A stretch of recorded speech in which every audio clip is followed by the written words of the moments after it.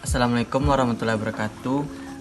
Baiklah teman-teman, saya dari kelompok 1 kali ini akan memberikan penjelasan tentang konsep dasar hakikat pada manusia. Baiklah, sebelum masuk materi, saya akan memperkenalkan anggota kelompok saya. Yang pertama, saya sendiri, Romi Saputra. Yang kedua itu Cynthia Putri Rizky. Yang ketiga Wildatul Fikra. Baiklah, untuk materi pertama yang akan dijelaskan oleh pemateri pertama itu Wildatul Fikra. Kepada Wildatul Fikra, saya persilakan. Baiklah, terima kasih kepada moderator. Jadi di bagian ini saya akan menjelaskan tentang persepsi atau konsep manusia dalam sudut pandang Islam. Nah, jadi di dalam sudut pandang Islam itu, manusia itu adalah sebagai makhluk yang diciptakan oleh Allah yang memiliki berbagai potensi atau keahlian untuk tumbuh berkembang menuju kesempurnaan. Manusia ini berbeda dari jin dan malaikat karena dia memiliki hawa nafsu dan juga akal. Sedangkan jin hanya memiliki hawa nafsu saja. Kemudian manusia ini terbagi dalam 2 dimensi, yaitunya material dan imaterial. Yang material itu adalah jasad, di mana jasad ini akan hancur jika seorang manusia itu telah mati atau apabila ajalnya telah datang. Kemudian dari dimensi imaterial, yaitunya akal, ruh ataupun jiwa. Nah, manusia dari dimensi ini akan tetap utuh atau abadi dan akan dibangkitkan pada hari kiamat nanti. Kemudian terdapat 3 istilah manusia di dalam Al-Quran. Yang pertama Bashar, yang kedua Al-Insan, dan yang ketiga An-Nas. Nah, Bashar ini maksudnya manusia sebagai makhluk biologis. Artinya manusia itu sebagai makhluk yang memiliki raga yang digunakan untuk melakukan aktivitas fisik, kemudian yang membutuhkan makanan dan minuman untuk keberlangsungan hidup, dan juga untuk berkembang biak dan lain sebagainya. Yang ketiga adalah An-Nas, artinya manusia itu memiliki peran sebagai makhluk sosial, yaitu mereka itu dikodratkan untuk hidup bermasyarakat, yang saling berinteraksi ataupun saling membutuhkan dengan manusia lainnya. Adalah Al-Insan, maksudnya manusia sebagai khalifah. Artinya manusia itu sebagai wakil ataupun pemimpin di muka bumi ini, di mana tugas mereka adalah untuk mewujudkan kebahagiaan dan ketentraman, dan juga untuk menegakkan kebenaran dan juga keadilan. Mungkin hanya itu penjelasan dari saya kembalikan ke moderator. Terima kasih. Terima kasih kepada Wildatul Fikra yang sudah menjelaskan tentang hakikat manusia dalam perspektif Al-Quran.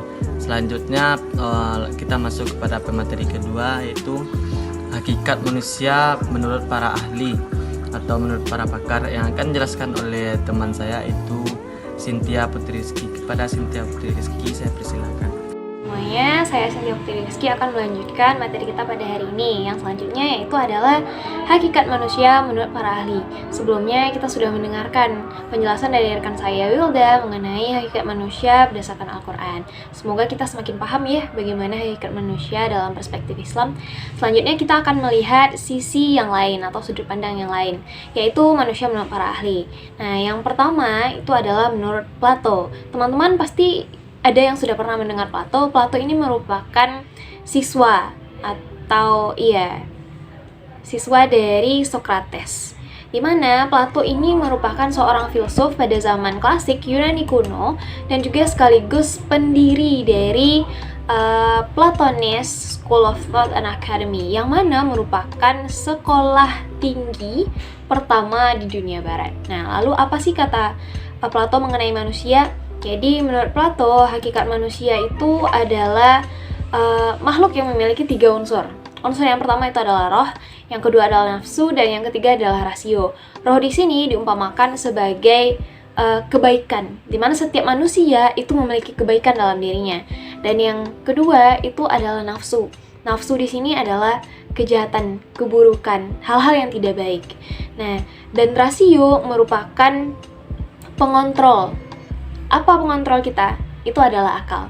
Dimana karena kita memiliki akal, kita dapat mengendalikan diri kita. Kita tahu bahwa kita harus bersikap baik, dan kita tahu bahwa kita harus menghindari kejahatan. Dimana setiap manusia itu ada roh dan juga ada nafsu, ada kebaikan dan ada keburukannya. Maka akal manusia itulah yang akan menentukan manusia itu menjadi baik atau tidak ya. Itu menurut Plato. Nah, yang kedua menurut M.J. Langeveld, di mana M.J. Langeveld mengatakan bahwa manusia itu memiliki 3 sifat. Yang pertama sifat sosial, yang kedua adalah sifat individualismenya, dan yang ketiga adalah moralitas. 3, sosial, individualitas, dan moralitas. Individualitas, setiap manusia itu punya yang namanya self-love, atau mencintai diri sendirinya, peduli dengan dirinya sendiri. Itulah kita. Hakikat kita sebagai manusia memang seperti itu. Yang kedua itu adalah sifat sosial. Sebagai seorang manusia sudah seharusnya kita memiliki sifat sosial, memiliki rasa empati terhadap orang lain, memiliki kemampuan untuk dapat berkomunikasi, dapat berinteraksi, karena kita adalah makhluk sosial yang tidak bisa hidup tanpa adanya manusia yang lain. Coba bayangkan, kamu hidup sendiri di dunia ini, gimana rasanya? Itulah hakikat manusia, karena kita adalah makhluk sosial. Dan yang ketiga adalah moralitas. Seorang manusia itu pada hakikatnya harus memiliki moralitas, karena seorang manusia pasti punya moralitas. Moralitas dimana kita tahu mana yang baik, mana yang tidak, mana yang seharusnya kita lakukan, mana yang bermoral dan mana yang tidak bermoral. Itu adalah hakikat manusia menurut M.J. Langeveld. Lalu yang ketiga, menurut Thomas Hobbes. Menurut Thomas Hobbes, keberadaan manusia itu hakikat manusia adalah keberadaan kontrak sosial manusia itu sendiri. Apa kontrak sosialnya? Yaitu setiap orang harus menghargai dan menjaga hak orang lain. Hakikat kita sebagai manusia adalah menghargai hak dari orang lain. Kita tahu hak orang lain itu apa dan kita menghargainya. Karena kita di dunia ini kita berbeda-beda. Allah ciptakan kita berbeda-beda supaya kita saling mengenal, dan dalam keberagaman itu kita saling menghargai. Itulah hakikat manusia menurut Thomas Hobbes. Yang ketiga, menurut tafsir. Menurut tafsir ini, hakikat manusia merupakan sosok makhluk sosial yang ditandai dengan keberadaan kontrak sosial di dalamnya, di mana manusia itu sendiri tidak dapat menjalani kehidupannya secara sendiri-sendiri, sehingga harus saling menghargai antar satu sama lain dan saling menjaga hak-hak satu sama lain. Jadi menurut tafsir itu bisa kita katakan lumayan mirip dengan yang dikatakan oleh Thomas Hobbes. Sebenarnya masih banyak lagi hakikat manusia menurut para ahli, namun segitu saja yang dari kelompok 1 jabarkan kali ini. Teman-teman semuanya, saya pernah membaca sesuatu, tapi saya lupa di mana dan kapan, siapa.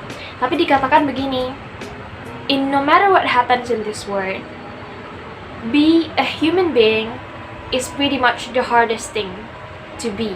Menjadi manusia sesungguhnya itu adalah sesuatu yang paling berat untuk dilakukan. Menjadi manusia yang hakikatnya manusia sejati itu susah untuk dilakukan.